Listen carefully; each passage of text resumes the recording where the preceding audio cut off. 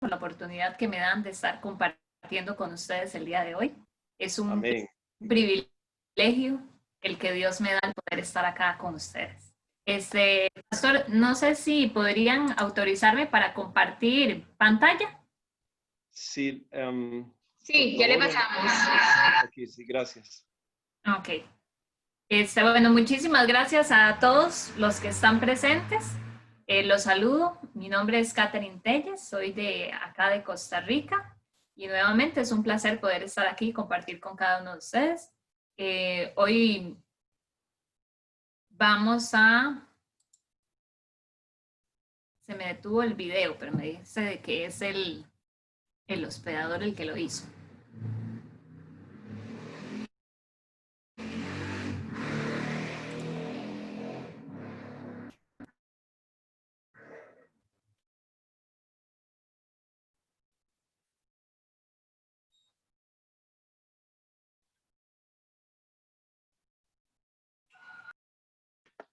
Sí, esperemos un poquito para que la hermana pueda hacer los ajustes para poner el video.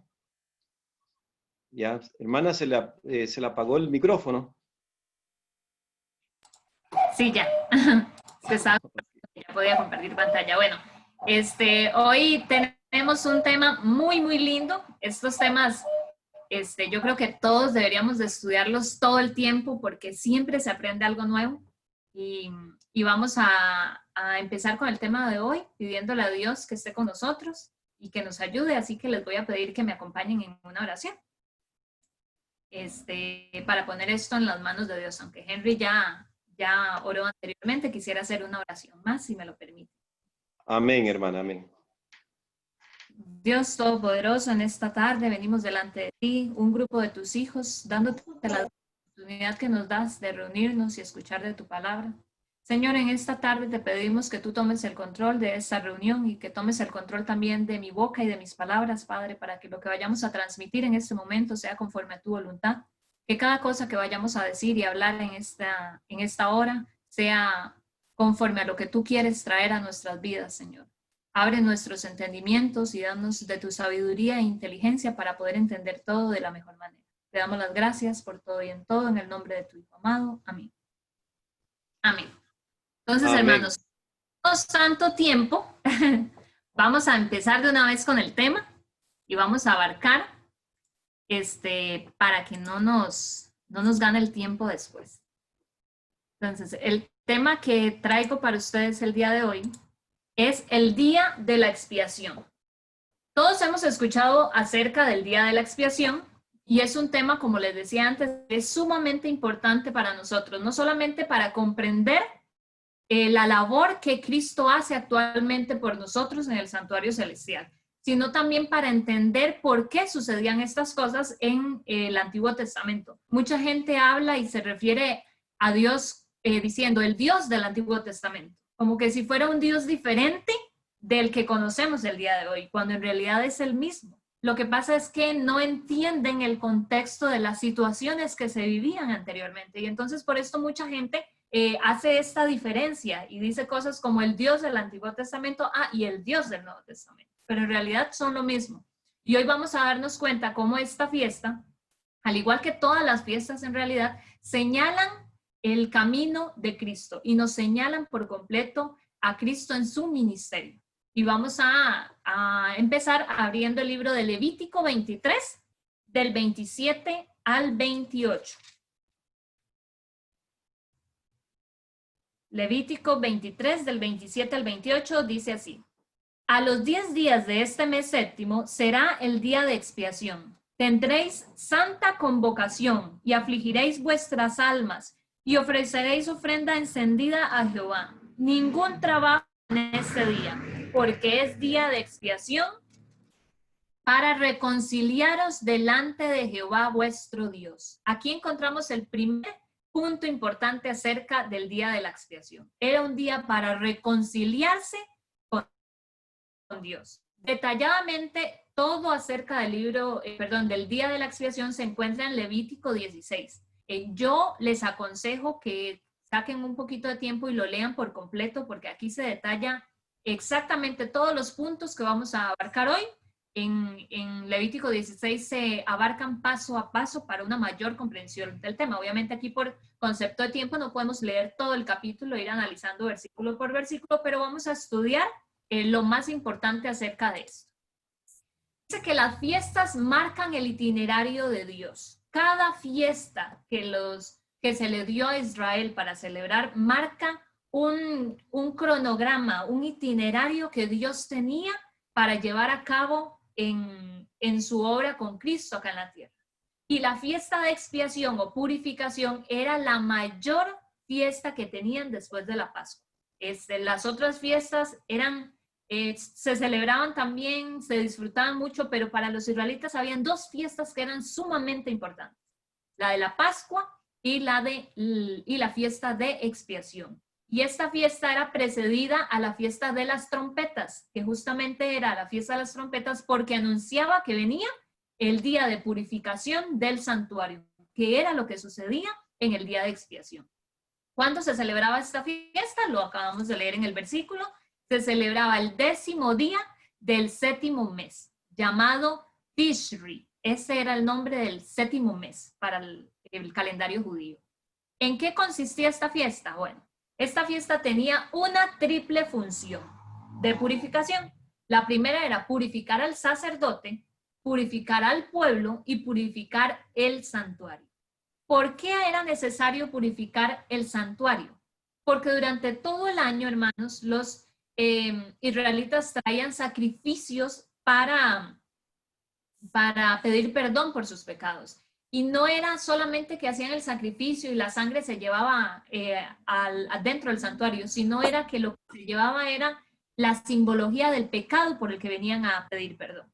Entonces por esto era que era necesario limpiar el santuario una vez al año, para limpiar todos esos registros de pecados que los israelitas habían confesado durante todo ese año. Dice que la función del santuario, en el santuario, entraba la sangre de cada sacrificio para perdón de pecados, y de esta forma los pecados eran transferidos por medio de la sangre que entraba. ¿Qué significa esto, hermanos? Los sacrificios funcionaban de la siguiente manera. Cuando yo cometí un pecado, una transgresión por la que necesitaba ir a pedir perdón, yo tomaba un animalito mío, ya fuera una cabrita, una oveja, un novillo, una paloma, depende de lo que yo fuera a llevar. Y cuando yo llegaba al santuario, le decía al sacerdote que venía a hacer la ofrenda para redimir mi pecado. Pero pasa algo curioso, hermanos, no era que yo le daba mi cabrita o mi ovejita al sacerdote y por favor hágame el asunto aquí para poder estar bien con Dios y pedir perdón a mi pecado. No era así. Yo llevaba esa cabrita y yo debía amarrar a esa cabrita y degollar a esa cabrita. El sacerdote recogía la sangre. Hermanos, yo nunca he matado a un animal, nunca en mi vida, como hay gente que tal vez llegó a matar gallinas para alimentarse o cosas así, yo nunca en mi vida lo he hecho. Pero el simple hecho de pensar en hacerlo, ya hasta que me llena como de un horror tan grande. Así que imaginemos por un momento, e imagínese usted mismo, teniendo que ir al santuario y llevar esa ovejita que tal vez usted vio nacer en su casa, que tal vez usted vio corretear, caminar, que tal vez jugó con sus hijos, y llevar esa ovejita al santuario, acostarla ahí, amarrarle sus patitas, y tal vez esa ovejita llorando, gritando o gimiendo, y usted tener que clavar un cuchillo en esa oveja. Hermanos, yo creo que a todos nos da cierto horror pensar en hacer algo así. No era nada fácil, hermanos. Ir a pedir perdón por un pecado no era nada fácil, era algo muy difícil. Y yo misma o yo mismo debía hacerlo. No era el sacerdote el que hacía ese sacrificio. Yo debía tomar al animalito y hacerlo. El sacerdote tomaba la sangre de este animal y lo llevaba al lugar santo y lo ofrecía en representación de la confesión de pecado que se acababa de hacer. Entonces, en el santuario se iba para confesar y pedir perdón por nuestros pecados y poder ser limpios de ellos. Entonces, era por eso que durante el año en el santuario se acumulaban todos los pecados del pueblo, imagínense. Todos los días llegaba gente y además todos los días se ofrecían sacrificios en la mañana y en la tarde que le ofrecía el sacerdote por el pueblo también. Entonces, y esos sacrificios eran por el pecado. Entonces, ¿por qué estaba impuro o sucio el santuario? Por el pecado, la simbología de esos pecados que se llevaban para pedir perdón. Esto era por lo que era necesario la purificación del santuario. Dice que antes de la purificación del santuario, el sacerdote debía de prepararse. Y el tercer día del séptimo mes, o sea, 8 días antes, el día de expiación, el sacerdote se iba a los recintos del templo. Esto para evitar también la contaminación con cualquier otra cosa. Además, el día antes del día de expiación, el sacerdote no dormía. También para estar libre de cualquier contaminación. Más vean qué estrictos que eran, porque era un día sumamente importante. El día de expiación era algo que se esperaba todo el año y que se esperaba con mucha ansiedad y con mucho nerviosismo también. Dice que él debía presentarse limpio y se vestía de vestiduras blancas. Ese día se quitaba todo su ornamento, todo lo que lo caracterizaba como sumo sacerdote, porque ese día, hermanos, él iba a entrar delante de la presencia de Dios. Ese día, hermanos, dice las historias de que Israel afuera, y la misma Biblia también lo menciona, era un silencio total. Total, silencio total, hermanos, ahí no se movía nada, porque era un día sumamente especial, pero también un día de mucha ansiedad. Ellos esperaban a que Dios aceptara su sacrificio, a que aceptara ese perdón por ellos y que no sucediera nada malo. Podía perfectamente pasar también algo malo en ese día si alguno de ellos realmente no se había arrepentido, si el sacerdote no se había arrepentido. Así que lo tomaban con muchísima seriedad porque era un día sumamente importante. Ese día usaba vestiduras blancas simples y sin ostentación, porque ese día vería directamente la presencia de Dios en el lugar santísimo. Solo una vez al año se entraba al lugar santísimo. Los demás días el sacerdote entraba hasta el lugar santo, pero no pasaba más allá de él.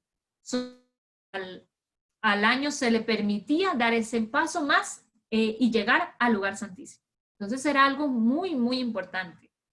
Así como nosotros esperamos tal vez fechas muy especiales una vez al año, porque solo nos llegan una vez al año, para Israel esto también era sumamente importante. Y para el sacerdote muchísimo más.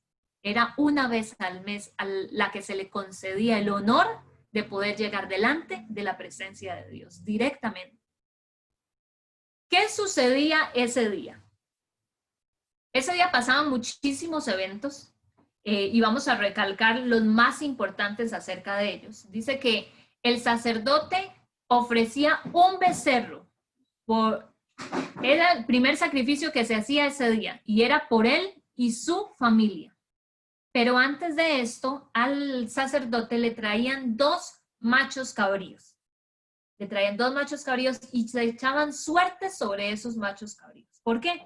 Porque uno de estos machos cabríos iba a ser para Dios y el otro iba a ser para Satanás, o iba a representar a Satanás. Entonces, antes de los sacrificios, lo que se hacía era echar suerte sobre estos animalitos. Y se elegía uno para Dios y uno para Sacer. El que era para Dios iba a morir porque era la representación de Cristo. Más adelante vamos a ver en las tipologías acerca del santuario, pero por eso era que moría, porque era la representación de Cristo. Y Azazel, el que era la representación de Azazel, se liberaba.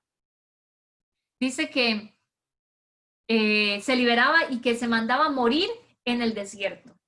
Vamos a comentarlo ahorita también en ese punto. El dote venía, traía un becerro. Este becerro era para perdón de sus propios pecados y el de su familia. Este era un asunto muy delicado. El sacerdote debía presentarse delante de Dios limpio, hermanos, porque si no podía suceder una catástrofe también. Podía suceder muchas cosas malas, el que incluso podría haber muerto si un sacerdote no se ponía cuentas con Dios en ese momento. Y eso es algo que nosotros debemos de tener en cuenta siempre, hermanos. A veces nosotros mismos venimos delante de la presencia de Dios sucios, llenos de pecado, sin arrepentimiento, hermanos. Y esas son cosas muy delicadas. hacer la obra de Dios indignamente es algo muy, muy malo delante de Dios. Cada vez que nosotros venimos delante de la iglesia o cada vez que nosotros vamos a tener una intervención en la iglesia, nosotros deberíamos de ponernos siempre a cuentas con Dios, pedirle perdón a Dios por nuestros pecados y hacer ese mismo sacrificio simbólico, llegar delante de la presencia de Dios y pedirle perdón a Dios por todo lo malo que hayamos hecho, tanto de pensamiento como de hecho. Porque no podemos presentarnos, hermanos, delante de la presencia de Dios sucios y llenos de pecado. Y el sacerdote sabía esto. Por eso el primer sacrificio que se hacía en el rito de la fiesta de la expiación era por él, por su propio pecado y por su propia familia. Él agarraba este sacrificio. El sacerdote entraba primero al lugar santo, tomaba parte del humo del incenciario y lo llevaba al lugar santísimo. Volvía a salir y llevaba la sangre del novillo o del becerro, que es lo mismo que una vaquita pequeña. Y pedía perdón por sus pecados y los pecados de su familia. Entraba al propiciatorio y esparcía la sangre 7 veces hacia el oriente, así como Dios lo había instruido. Yo siempre que hablo acerca de esos temas digo, en cuestión de salvación es Dios quien da las pautas, nosotros solo debemos de obedecer. A veces nos gusta mucho cuestionar a Dios como, ¿y por qué 7 veces? ¿Por qué no 5? ¿O por qué tenía que hacerlo de esa forma? ¿O por qué no podía hacer primero el otro sacrificio y después otro? Yo creo que el mayor ejemplo que nos da el Israel con las fiestas es justamente eso, seguir las pautas que Dios les da a como Dios las da, porque es así que se deben seguir. Yo no debo cuestionar a Dios en cuestión de salvación, porque en cuestión de salvación es Dios quien da las pautas y yo el que las sigue. Y el pueblo de Israel, al menos en esto, lo entendía muy bien. Ellos seguían los ritos a como Dios se los había dicho, y eso lo encontramos en Levítico 16. Después de que esparcía la sangre 7 veces en el propiciatorio, volvía a salir. Dice que esta vez salía, después de haber pedido perdón, y llevaba la sangre volvía a entrar, o sea, salía después de presentar su propio sacrificio, y volvía a entrar con la sangre del macho cabrío que había sido elegido para morir. Este macho cabrío representaba a Cristo, que moría por todo el pueblo e ingresaba y hacía lo mismo que hizo con su sacrificio. Esparcía la sangre 7 veces hacia el oriente. Después de que hacía esto, hermanos, ahora sucedía algo muy simbólico y muy especial. El sacerdote salía y simbólicamente llevaba los pecados de todo el pueblo sobre él.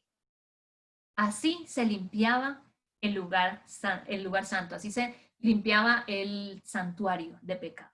Cuando él llevaba la sangre del macho cabrío y la esparcía, cuando salía traía consigo todos los pecados que había cometido el pueblo durante todo ese tiempo, él los traía sobre sus hombros y salía afuera. ¿Qué pasaba ahora? ¿Recuerdan que les dije al principio cómo era que sucedían los sacrificios cuando yo cometí un pecado y venía al santuario para pedir perdón por ese pecado? Yo traía a un animalito. Antes de matar a ese animalito, yo ponía mis manos sobre ese animalito y confesaba mi pecado. Y ese pecado era transferido al animalito. Entonces yo pedía perdón porque me robé una gallina del patio de mi vecino y transfería ese pecado a ese animalito. Entonces ahora ya no pagaba yo ese pecado. El pecado era transferido simbólicamente a ese animalito y él pagaba su sangre por mi pecado. Porque la única forma de redimir nuestros pecados era con sangre. Entonces ahora el sacerdote sale y lleva todos los pecados que el pueblo ha cometido. Él está limpiando el santuario, lleva todo eso simbólicamente con él y pone sus manos sobre el macho cabrío que fue elegido para sacer. Ahí él deposita sobre ese animalito ahora, sobre ese macho cabrío, los pecados de todo el pueblo. Pone ahí sobre él todo lo que había pasado hasta ese momento con el pueblo, todo lo que el pueblo había fallado, todos los pecados que se habían cometido, él los deposita sobre ese animalito. Y después de eso, otra persona tomaba ese animalito, hermanos, y se lo llevaba al desierto y lo dejaba ir. Ese macho cabrío no se mataba, ese se dejaba libre. Este moría en el desierto, representando de esta manera la destrucción final que le espera a Satanás también. Al fin de los tiempos, todos los pecados cometidos por este mundo que han sido provocados por Satanás, hermanos, y de los que él ha sido el instigador, también van a ser depositados sobre él. Y así va a ser destruido Satanás, con la carga de los pecados de esos miles de millones de personas que fallaron debido a su influencia y al propio pecado que él cometió.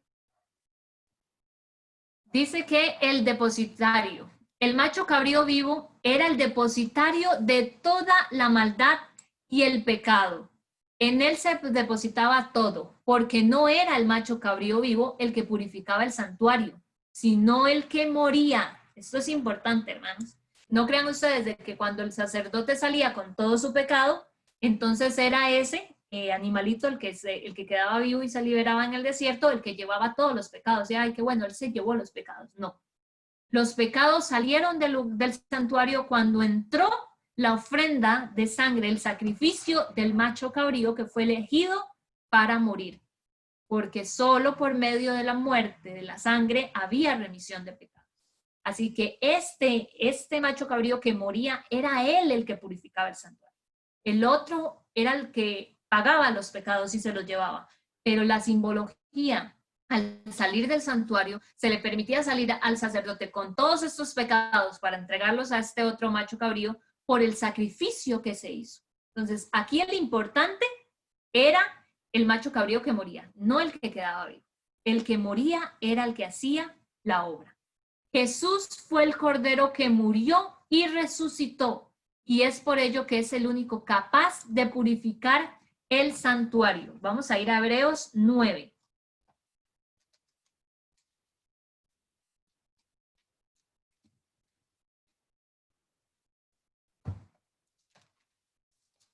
Hebreos 9, 27 y 28. Dice lo siguiente. Y de la manera que está establecido para los hombres que mueran una sola vez y después de esto el juicio. Así también Cristo fue ofrecido una sola vez para llevar los pecados de muchos y aparecerá por segunda vez sin relación con el pecado, para salvar a los que le esperan. Sigue el 10 del 1 al 4. Porque la ley, teniendo la sombra de los bienes venideros, no la imagen misma de las cosas, puede, por los mismos sacrificios que se ofrecen continuamente cada año, hacer perfectos a los que se acercan. ¿Qué quiere decir esto, hermanos? Que no importa cuántos sacrificios llevaban ellos todos los días, esto no los iba a purificar completamente.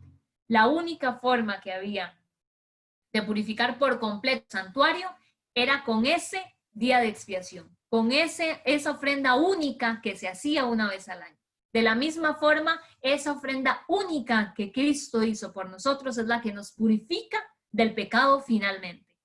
Dice el 10.2, de otra manera cesarían de ofrecerse, pues los que tributan este culto, limpios una vez, no tendrían ya más conciencia del pecado. Y lo que nos habla es que si esos sacrificios fueran suficientes, entonces no deberían de seguir matando animalitos cada vez que se comete un pecado, porque ya ese pecado fue suficiente, pero no era suficiente. Y es por eso que necesitaban ir a ofrecer ofrendas y sacrificios cada vez que se cometía un pecado. Lo que justamente no sucede con Cristo. Con Cristo tuvimos un solo sacrificio que fue único, necesario y que cubrió completamente cualquier pecado que hayamos cometido en nuestra vida. Ya yo no tengo que estar sacrificando animalitos todos los días, ni tengo que estar pensando en ir al santuario cada día por los pecados que cometí, porque ya Cristo murió por todos esos pecados. Dice el 3, pero en estos sacrificios cada año se hace memoria de los pecados, porque la sangre de los toros y de los machos cabríos no puede quitar los pecados.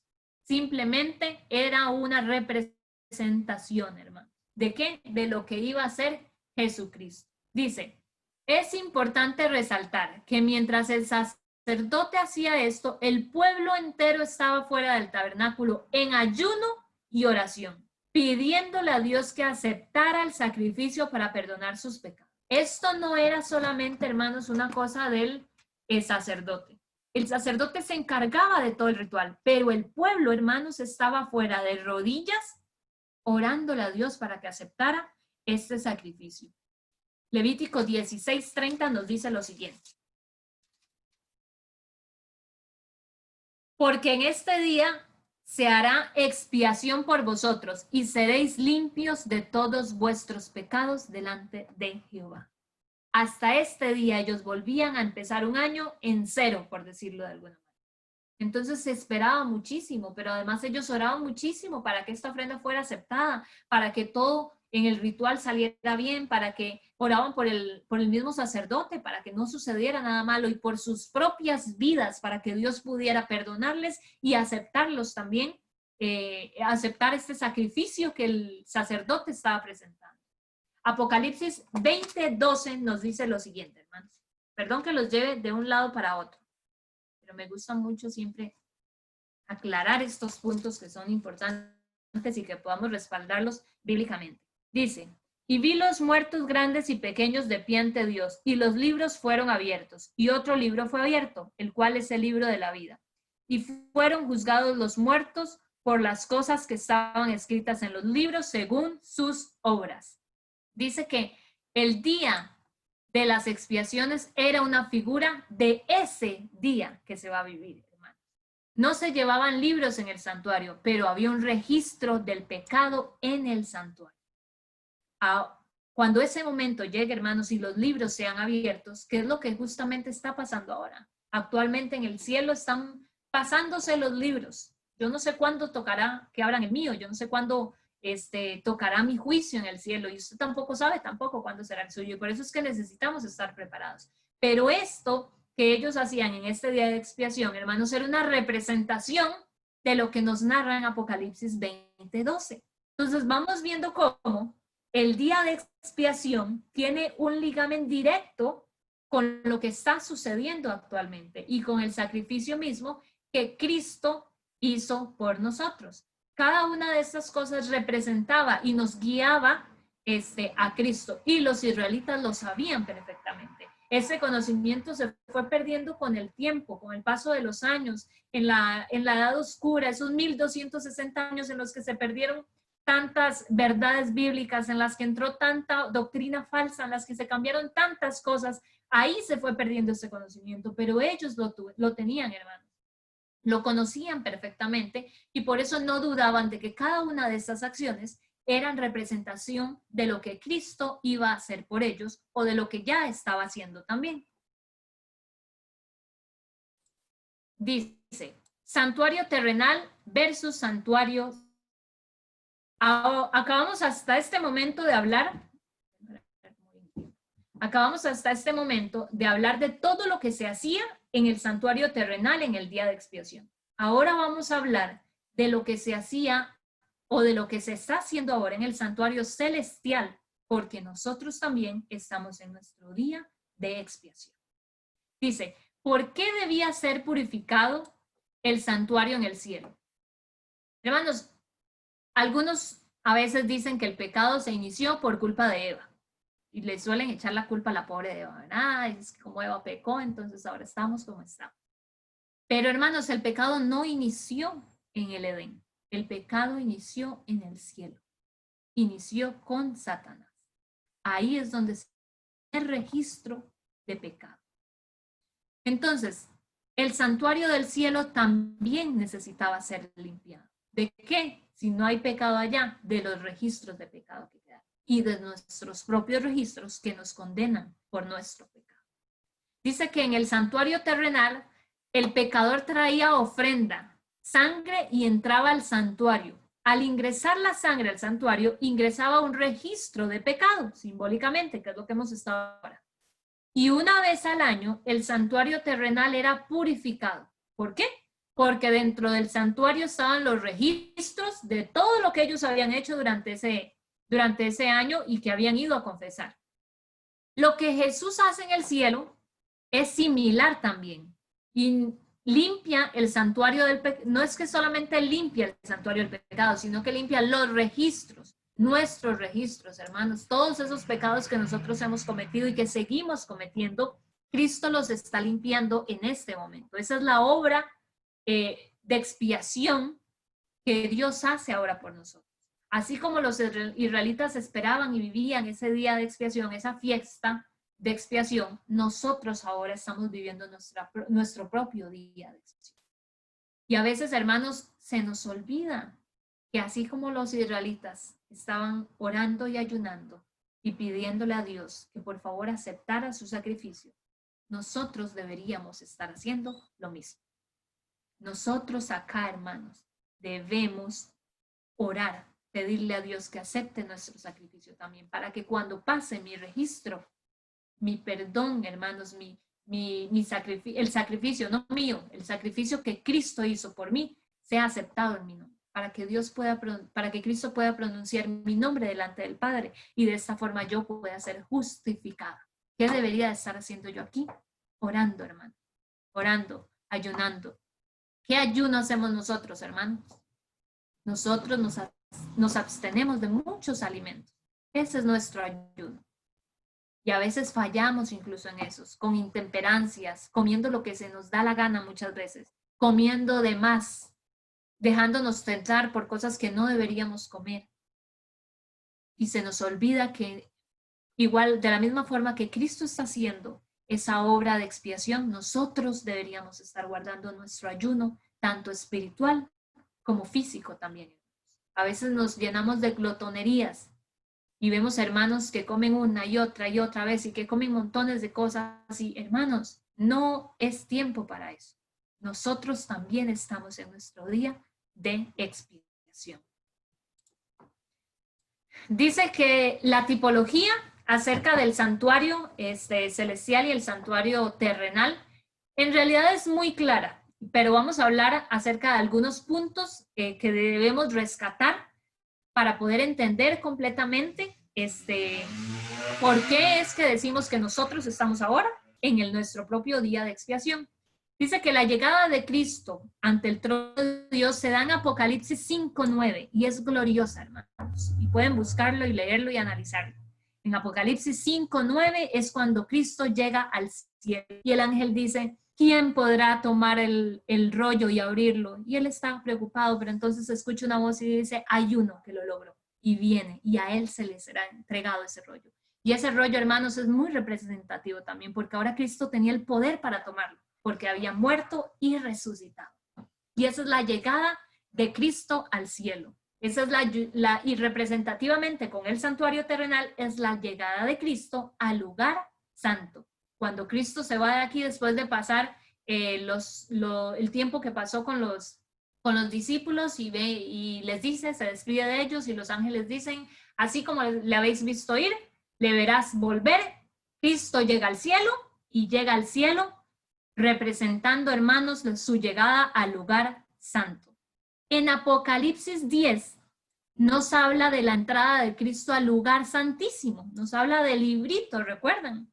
Nos habla de un librito que se le da a este librito será dulce en tu boca, pero amargará tu estómago. Y él se lo come y dice, sí, eso sabe dulce, pero me amargó el estómago.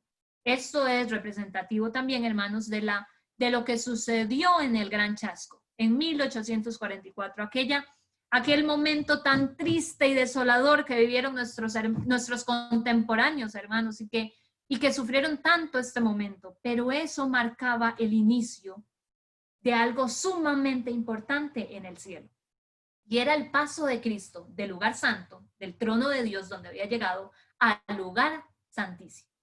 Nosotros sabemos ahora que desde el 22 de octubre de 1844, Cristo dio un paso al lugar santísimo y ahí está desde entonces pidiendo perdón por nuestros pecados y haciendo esa expiación que nosotros necesitamos ahora para poder redimirnos. Y mientras tanto, los ángeles están detenidos. Se les dijo, esperen un momento, todavía faltan algunos más por ser añadidos. Este es el momento, hermanos, que tenemos nosotros para poder agarrarnos de la mano de Dios y no soltarnos, hermanos. porque este es el momento en el que todavía se le dice a esos ángeles, esperen, todavía no, un tiempito más, no, deténgalo un momento más, que todavía faltan algunos más. Si hay alguno aquí que todavía está dudando, si hay alguno aquí que todavía se pregunta o todavía dice en algún momento, hermanos, eso no existe, algún momento no existe. Usted tiene el hoy y tiene la hora. Es lo único que tenemos. Yo no sé si voy a despertar el día de mañana. Yo no sé si ahorita voy a salir, hermanos, y mi vida se va a acabar en un momento. El llamado que Dios me hace a mí es hoy. La oportunidad que tengo es hoy. Cristo está en el lugar santísimo, expiando nuestros pecados, pero es mi decisión, hermanos. Son mis actos los que van a definir que cuando mi libro pase allá, pueda ser pagado por la sangre de Cristo o no. Dice que de esta manera Cristo es el sacrificio perfecto y cumple con la representación exacta de la fiesta de expiación. Vamos a ver Romanos 5, 19. Dice, porque así como por la desobediencia de un hombre, los muchos fueron constituidos pecadores, así también por la obediencia de uno, los muchos serán constituidos justos. Hermanos, qué versículo más lindo es. El Romanos dice también, por cuanto el pecado entró al mundo por un hombre, y porque ese hombre pecó, pasó la muerte a nosotros, y todos ahora debemos pagar con nuestros pecados con muerte. Pero ahora nos dice también que porque uno fue justo y lo logró, ahora todos los demás somos justificados por ese justo.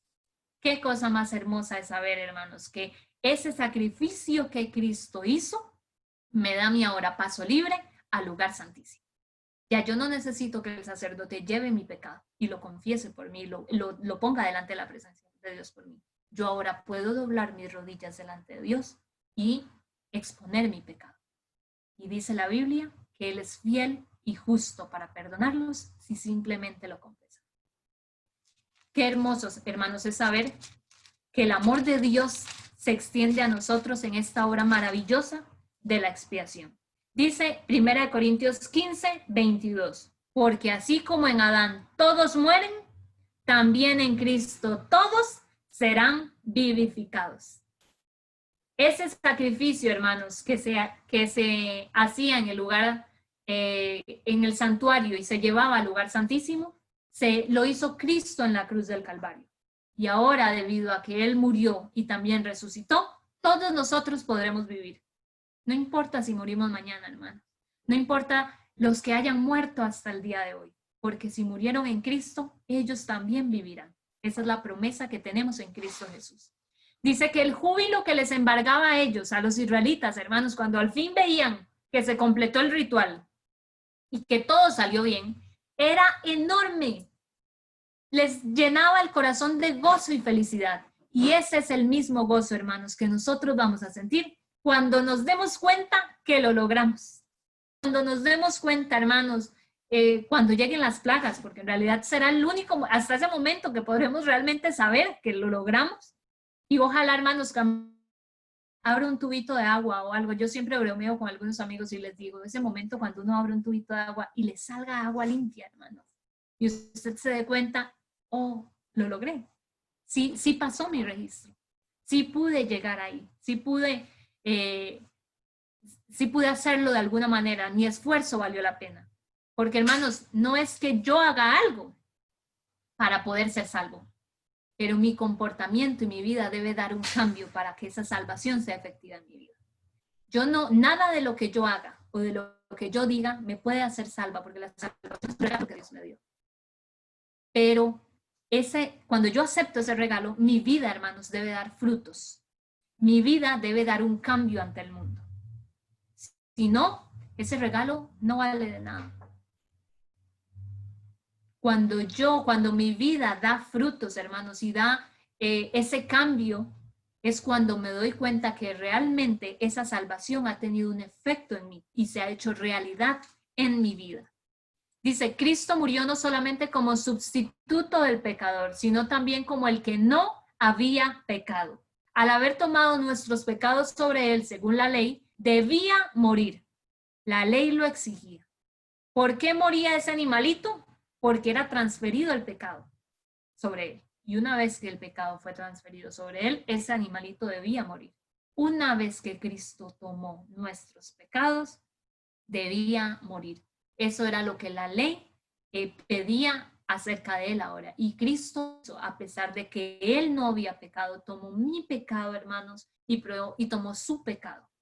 Y murió en la cruz por él.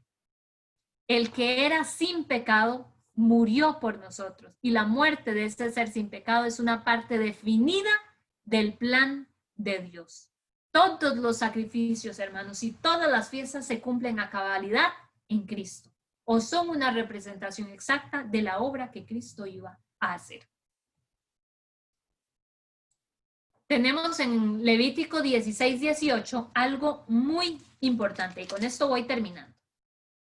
Levítico 16:18 dice, porque confortaron mi espíritu y el vuestro. Ay, perdón, hermanos, estoy en otro libro. 16:18.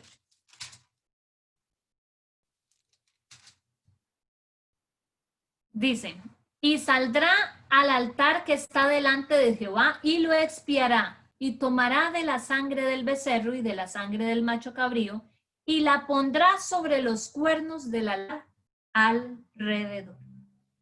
Pasaba algo muy curioso, hermanos. Y es que cuando el sacerdote salía, antes de ir a esparcir la sangre, tomaba de esa sangre y la untaba en los cuernos que había en el altar de sacrificios. ¿Qué representaba esto, hermanos? ¿Por qué rociaba los cuernos del altar? Esto representaba, hermanos, el perdón y la confesión de pecados de aquellos que no habían ido a pedir perdón por sus pecados. Representaba el perdón de aquellos que no habían podido salir por alguna razón, porque tal vez estuvieron de viaje y cometieron un pecado y no fueron a confesarlo, porque tal vez estaban enfermos en su casa y no pudieron ir para confesar ese pecado. Cuando el sacerdote hacía esto, era la confesión del pecado de estas personas que no habían podido ir. Hermanos, porque todos, al final, este sacrificio que se hacía, este día de expiación, incluía a todos, a todo el pueblo, no dejaba a nadie afuera. Eso era lo que representaba los cuernos que se untaban de sangre, que todos quedaban dentro de esa limpieza que se hacía del santuario, dentro de este perdón que se hacía por el pueblo, incluía a todas las personas, grandes, pequeños, viejos, jóvenes, a todos se les incluía. Y esos cuernos embarrados de sangre representaban a aquellos que por alguna razón no habían pedido perdón por sus pecados. Hermanos, esto mismo sucedió con el ladrón en la cruz. La misma representación se da con la sangre en la cruz, hermanos, y con aquellos que llegaron o que llegarán en la última hora. Ese ladrón que le dice que lo acepte, acéptame hoy, te pido perdón, ayúdame, yo te creo que eres el Hijo de Dios. Ese ladrón que estuvo ahí con Cristo y al que Cristo se vuelve y le dice, de cierto te digo hoy que estarás conmigo en el paraíso. Es representativo, hermanos, de la sangre en estos cuerpos. Es representativo también de esas almas que llegarán de último, que quizás nunca llegaron a guardar un sábado como se debía, que quizás nunca llegaron a hacer cambios en su vida, los cambios en su vida que se requerían, pero se les da entrada, hermanos, en ese último momento, porque Dios les extiende una oportunidad, incluso estando ahí en la cruz, a punto de morir. Dios extiende una oportunidad para todo aquel que quiera seguir.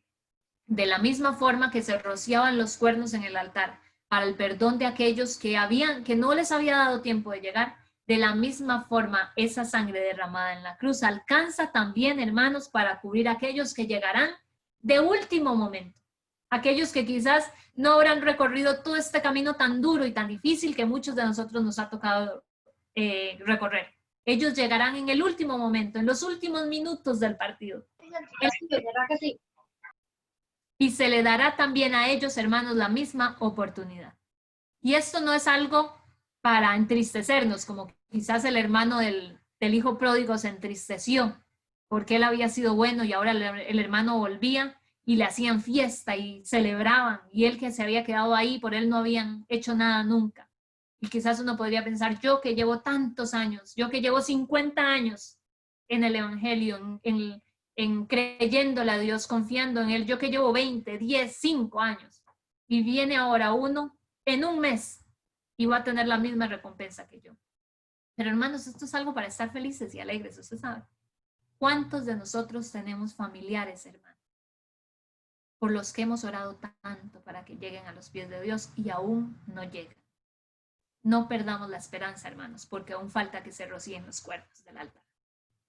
Aún falta que se rocíen los cuernos del altar por esos que no alcanzan a llegar. Y Dios todavía les va a extender una oportunidad. Así que démosle gracias a Dios, hermanos, porque incluso en el día de expiación, cuando Dios lo fundó hace cientos, miles de años, estaba previsto esos que iban a llegar a última hora y que Dios los iba a aceptar también.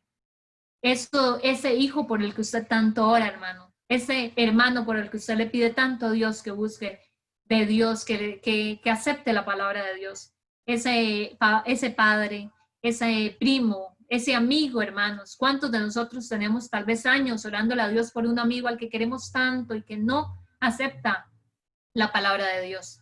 Debemos de estar felices, hermanos, y debemos de mantener la esperanza.